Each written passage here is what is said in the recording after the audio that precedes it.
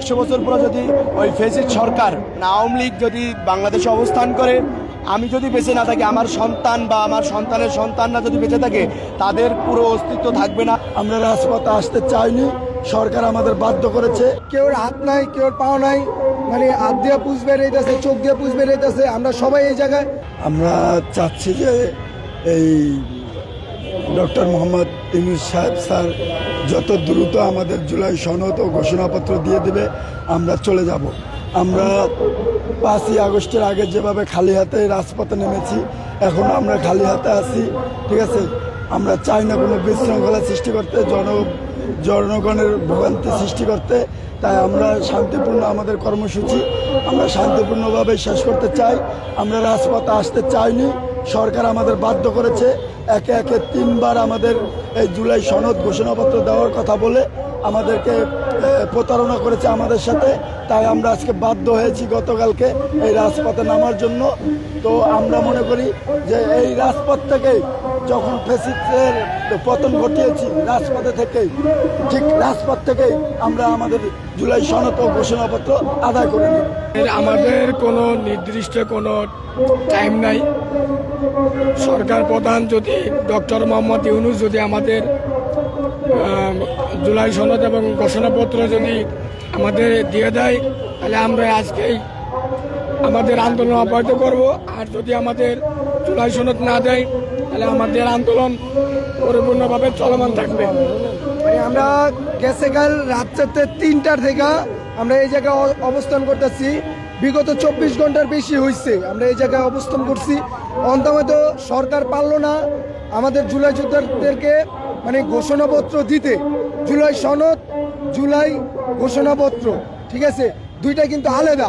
দুইটার জন্য আমরা এই জায়গায় অনেক মানুষ আহত, কেউ হাত নাই, কেউ পাও নাই, মানে হাত দিয়ে পুষ বেরিয়েছে, চোখ দিয়ে পুষ বেরিয়েছে। আমরা সবাই এই জায়গায় অবস্থান করেছি, সবার এমআইএস কপি, গেজেটভুক্ত, তারপরে স্বাস্থ্য কার্ড হয়েছে, সবাই এই জায়গায় আসছি শুধু জুলাই সনদ, জুলাই ঘোষণাপত্রের জন্য। যাবত্তরে সরকার না দিবে ততক্ষণ আমরা এই জায়গায় অবস্থান করব। আজকেও কি আপনারা গতকালকের মতো যান চলাচল বন্ধ করে এখানে অবস্থান করবেন? না না না, আমরা যেগুলা ইমার্জেন্সি রুগী, যেগুলা মেডিকেলের অ্যাম্বুলেন্স, তারপরে আপনার অসুস্থ রুগী যেগুলা মানে আপনার মেডিকেলে আসবে, তাদের জন্য রোড খুলে দেওয়া হইব। বাংলাদেশের একমাত্র স্মার্ট সিটি বসুন্ধরা এখন আরো নিরাপদ, আধুনিকতায় আরো এক ধাপ এগিয়ে।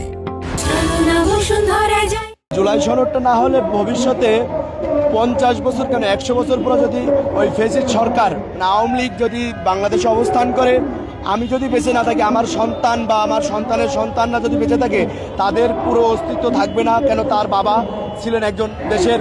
এখনকার পরিস্থিতি আমরা এখন জঙ্গি হিসেবে আছি, তখনও তার চেয়ে যদি ভয়ঙ্কর কিছু থাকে, আমরা সেই ভয়ঙ্কর রূপে থাকবো।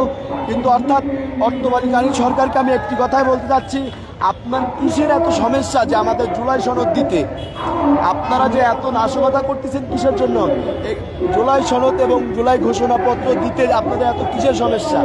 আজ কোনো দল মনে করে তারা মাস্টার মাইন্ড, আজ কোনো দল বলতে চাচ্ছে আজকে অমুক জুলাইয়ের অমুক মাস্টার মাইন্ড। আসলে এই জুলাই কারোর বাপের না। যে বলবে এই জুলাই আমার বাপের, তার পিতৃর পরিচয় নেই, সে জারদ সন্তান।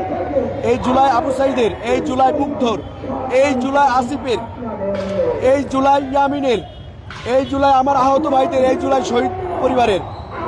অর্থাৎ কেউ যদি মনে করে এই জুলাই অমুক মাস্টার মাইন্ড, এই জুলাই অমুক মাস্টার মাইন্ড, তাহলে আমি বলবো আপনারা ঘুমে আছেন এবং আপনার নেশার জগৎ আছেন। আপনারা হয় তেঁতুল খান না লেবু খান। আর একটি কথা বারবার আমরা বলতে চাচ্ছি, আমাদের আহত ভাইদের এবং শহীদ পরিবারের কষ্ট না দিয়ে জুলাই সনদ এবং ঘোষণাপত্র দিয়ে দেন। আর আপনাদের দিতে এত বাধা কিসের? আমরা তো রাষ্ট্রের এমন কোনো জিনিস চাইনি যে আমরা এমন কিছু চাচ্ছি যা রাষ্ট্রের সীমানার বাহিরে। আপনারা যে সড়ক অবরোধ করে আন্দোলন করছেন, এর জন্য সমালোচনা হচ্ছে বিভিন্ন জায়গায়, এটাকে কিভাবে দেখছেন? আমরা মনে করছি যে সমালোচনাগুলো হচ্ছে, তারা যদি তাদের নিজ থেকে দেখে, যারা তাদের তো একটা সন্তান আছে। আমি যদি তার সন্তান হতাম, তার সন্তানও আজকে এখানে থাকতো। অর্থাৎ আপনারা ঘরে বসে না থাকে জুলাইয়ে যেমন আমাদের পাশে ছিলেন, আপনারা এখনো আমাদের সাথে রাজপথে থেকে আমাদের জুলাই ঘোষণাটা আপনার নিজ দায়িত্বে আমাদেরকে নিয়ে দেন।